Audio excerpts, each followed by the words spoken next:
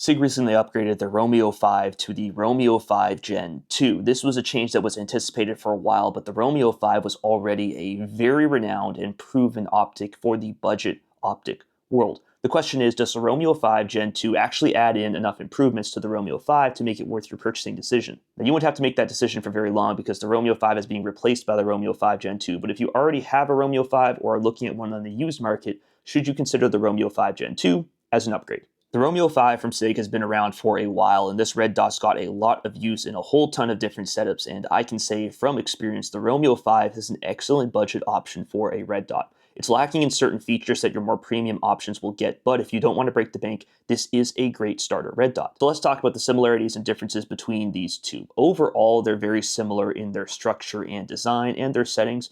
In fact, there's not a whole lot between these two red dots that have changed in a major way. From appearance's sake, they are both circular style red dots. They mount at a very similar height. Their buttons are in the same position and in the same style. Their controls are in the same style. The battery trays are in the same area and a similar style, but there are some differences here to discuss. Both of these red dots use the T2 mounting system, meaning they'll work in a large variety of aftermarket mounts designed for T2 red dots, but the mounts themselves are different. The Romeo 5 features a standard mount and the Romeo 5 Gen 2 features an I-beam style mount. Now, both of these mounts will work for basic durability. I wouldn't throw these off a cliff repeatedly or anything, but the I-beam, just based on a design perspective, is going to be weaker for side hits than the standard mount that comes with the Romeo 5. But again, these aren't huge considerations that are going to be detrimental to durability. You'd have to hit this pretty hard to see any noticeable change in that. And if you're expecting to be hitting it pretty hard, I would get a different mount for both of these options, which if you want one of those mounts, we carry them at defensedistributors.com. These red dots also both come with a lower mount option, so there's no worries there. If you do desire to run these in a lower position, you can, no matter which one you buy. Now, the Romeo 5 Gen 2 does feature 2 recoil lugs on the bottom of the mount, whereas the Romeo 5 Gen 1 does not feature any. Recoil lugs will help with keeping that red dot in place, preventing any shift. And it's not a humongous consideration, but it is a really awesome feature added into the mount on the Romeo 5 Gen 2. Both of these red dots feature top-mounted buttons. The Romeo 5 Gen 1's buttons are very similar to HoloSun in design, and the Romeo 5 Gen 2 has an entirely new button design that SIG's been using on a lot of their modern optics. The buttons are functionally the exact same, and you only might want one or the other based on aesthetics or the feel of the buttons, but they are really the same. The turrets of both Romeos are in the exact same position, but the Romeo 5 Gen 1 features capped turrets, and the Romeo 5 Gen 2 features uncapped recessed turrets. Capped turrets are done by optic companies in order to protect the turrets underneath this cap from the elements, from bumps, from a whole variety of things, and being accidentally shifted.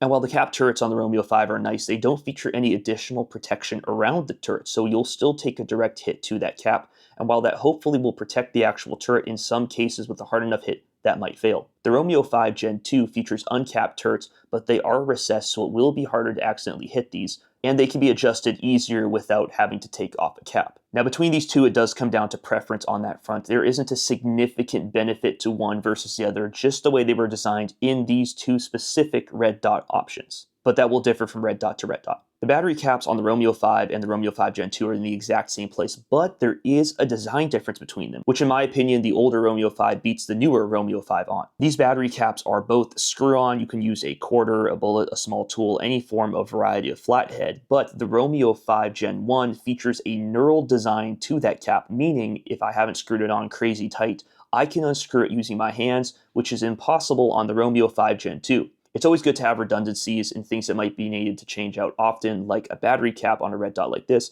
And though your battery life on a dot like this will probably last for a long time, it is nice to have that knurled design on the Gen 1, whereas the Gen 2 doesn't have that. I don't think that should be a make or break decision, but it is something really cool to consider, and the Gen 1 is better than the Gen 2 on that front. The Romeo 5 Gen 1 weighs 5.1 ounces and the Romeo 5 Gen 2 weighs 5.5 ounces. This is a very small difference and really shouldn't be taken into consideration. Yes, the new one weighs a bit more, but it's not enough for you to care about. All of the settings except for one are the exact same between these two red dots. The buttons are in the same position, they function the same way, they both have shake awake, the reticles are the exact same, a 2 MOA dot, but there is a difference in the number of settings between these two red dots.